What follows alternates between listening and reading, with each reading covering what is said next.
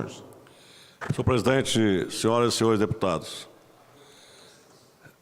recebemos ontem um ofício do Supremo Tribunal Federal, do ministro Fachin, que demonstrou haver, por parte da Procuradoria-Geral da República e do seu gabinete, disposição para colocar um dos delatores da Lava Jato, o senhor Cláudio, à disposição da CPI da sonegação para prestar esclarecimentos com relação ao episódio do Fundap. Nós vamos decidir, juntamente com o relator da comissão, o deputado Marcelo Santos, uma data no mês de setembro que possibilite o encaminhamento desse cidadão até o Espírito Santo para que a CPI possa ouvi-lo. Eu e o deputado Marcelo Santos deveremos ir ao Supremo, levar em mão o ofício e receber já o despacho do ministro Fachin para agilizarmos a tomada desse depoimento. Os senadores Magno Malta e o senador Ricardo Ferraço já propuseram na Justiça uma anulação da lei que extinguiu os benefícios do Fundap na forma que ele existia, que é uma criação, o deputado Ferraço, o Teodorico Ferraço lembra muito bem, do ex-prefeito de Guarapari, Graciano Espíndola, que como empresário do setor engenhou esse modelo de benefício fiscal e que, na verdade, durante décadas, foi o responsável pela economia do Espírito Santo. Nós passamos a ser um Estado altamente prestigiado pelo desenvolvimento nacional a partir desse incentivo que trouxe e possibilitou o Espírito Santo a crescer e a se transformar numa estrutura econômica realmente eficiente na economia do Espírito Santo. E esses benefícios, ao longo da sua existência, mais do meio para frente, começou a preocupar os economistas e as pessoas que pertencem ao Estado de São Paulo. E eles foram permanentemente bombardeando o Fundap porque acharam que o Fundap criava dificuldades para o Estado de São Paulo. Como se o Estado de São Paulo não foi todo montado, historicamente, às custas dos estados brasileiros, dos outros estados brasileiros, que pagam a conta de São Paulo até hoje.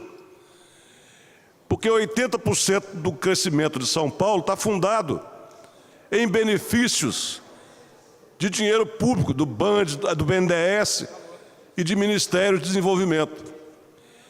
E essa conta é paga por todos os outros estados que são consumidores. Porque a indústria que se montou em São Paulo se montou para que os outros estados fossem estados consumidores e dessem lucro a eles. Esse benefício do Fundap criou uma nova rota do desenvolvimento e por isso foi possível o Espírito Santo viver tantos anos e tanto desenvolvimento econômico que causava preocupação ao Estado de São Paulo. Com esse tipo de preocupação, o Estado de São Paulo sempre tentou acabar com o Fundap para não permitir que as empresas, inclusive paulistas, viessem para o Espírito Santo. E isso foi tentado em vários governos sem nunca obter êxito. Mais recentemente, nessa briga, nessa confusão política no Brasil, percebeu-se que de uma hora para outra o PMDB liderou o movimento do Senado para extinguir o Fundap. E esse movimento foi comandado pelo senador Romero Jucá, que é um senador de um estado menor do que o Espírito Santo, mas de um relacionamento bastante questionável na política nacional. Não se sabe nem por que um rábula da sua região, do Roraima, possa ter tanta influência no Congresso Nacional e na política brasileira. Com certeza não é pela cultura, não é pela capacidade oratória e nem é pelo conhecimento econômico. Talvez seja por esta razão que nós vamos discernir sobre ela aqui agora, que é de conseguir ser a ponta de algumas negociações inescrupulosas que acontecem na República Brasileira. Porque tem coisas que elas são tão absurdas que são escolhidas pessoas de pouca condição moral para exercer. De tão vergonhosa que ela é, uma pessoa de bem, uma pessoa que tem realmente uma cultura e que tem realmente uma prestação de contas com a população brasileira, não tem coragem de assumir. E a lei foi rapidamente votada no Senado da República e foi extinto o Fundap. Quando a Lava Jato começou a fazer depoimento de delatores, o senhor Cláudio compareceu num depoimento e ele disse isso claramente, que pagou 4 milhões de reais para que o senador Romero Jucá comandasse a votação e a derrota do Fundap no Senado, e em troca disso a sua empresa que ele representava ganhou uma obra no Porto de Santos. Então, deputado Zé Esmeraldo, ficou mais do que claro que esse episódio ele só aconteceu porque houve dinheiro público envolvido para comprar consciências.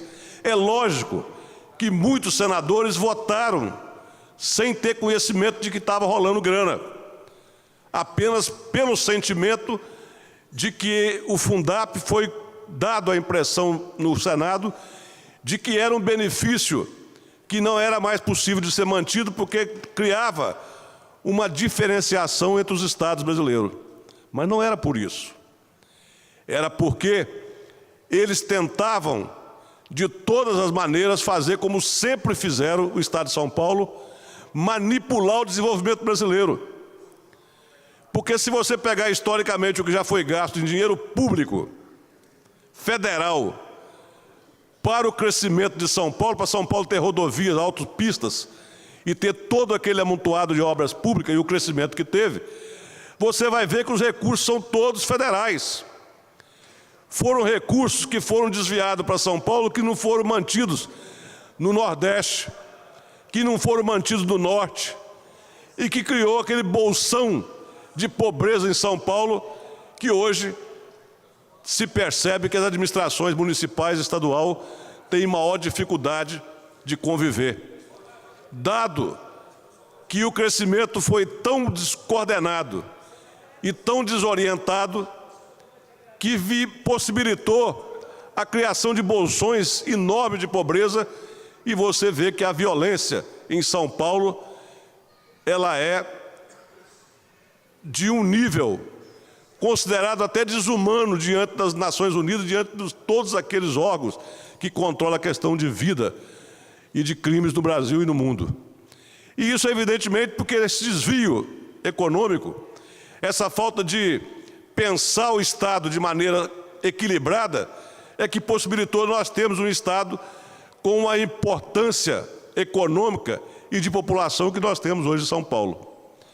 Com certeza, isso é fruto dessa sanha desesperada de se querer escolher apenas 1 ou 2 pontos do país para se desenvolver em falta de benefício para os outros estados. Nós temos estados com capacidade de produção, com capacidade de geração de emprego, sem a interferência de superpopulação e que estão totalmente desassistidos. Basta ver as estatísticas do Nordeste, basta ver as estatísticas do Norte. Tem região centro-oeste, por exemplo, do Brasil, que hoje não é nem problema de falta de investimento para a população, para a criação e ampliação das cidades. Falta recurso para tirar a colheita que essa região produz. Estraga-se centenas de toneladas de alimentos por falta de transporte adequado. Porque o Brasil ainda convive com uma produção monstruosa como essa desse ano e tem apenas carroças, caminhões pequenos para transportar quase que 3, 4 mil quilômetros de distância, uma produção que ela é uma das maiores do mundo. E tudo isso funcionou pelos economistas de São Paulo, por aqueles que sempre dominaram a política nacional e que não tiveram grandeza.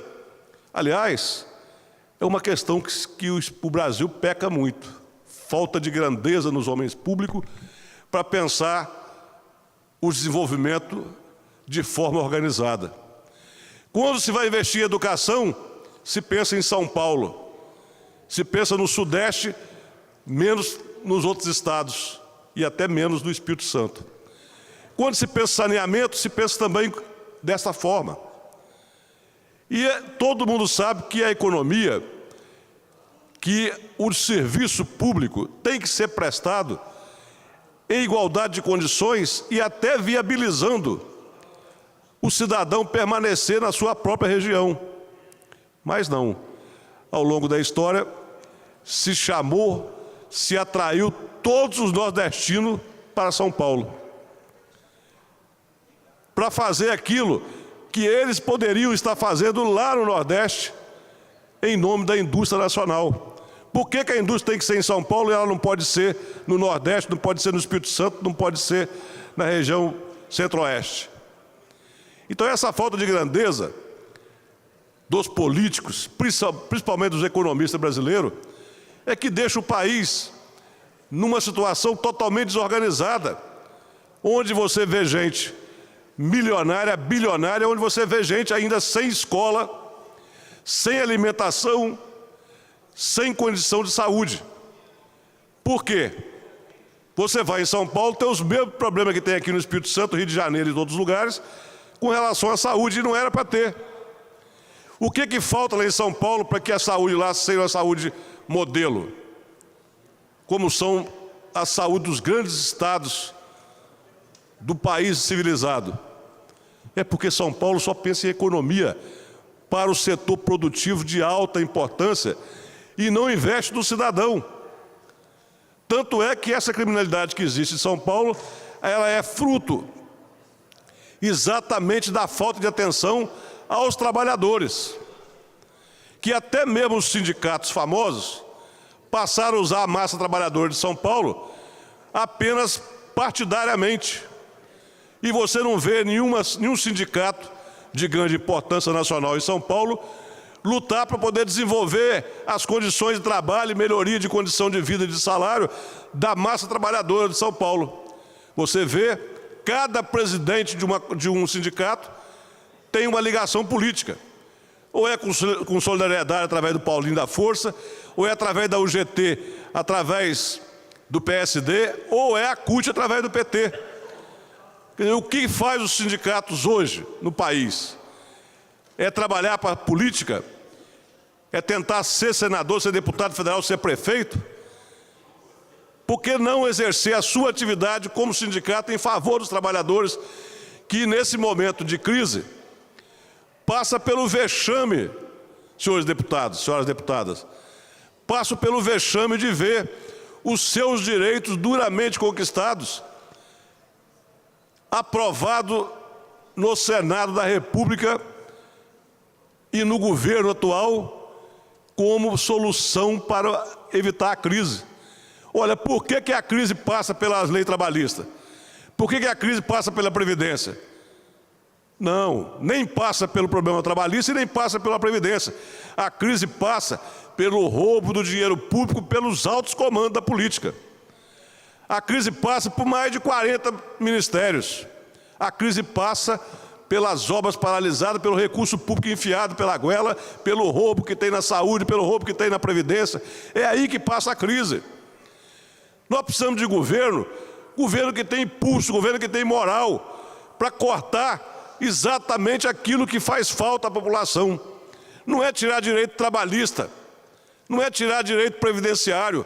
Isso é abusar da inteligência humana.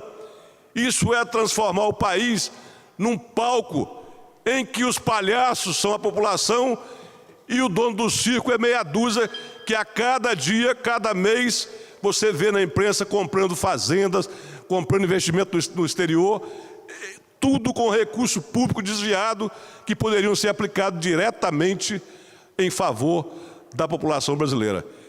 Essa é a nossa manifestação, esse é o nosso protesto contra a política nacional que enxerga de maneira torta a necessidade e a economia nacional.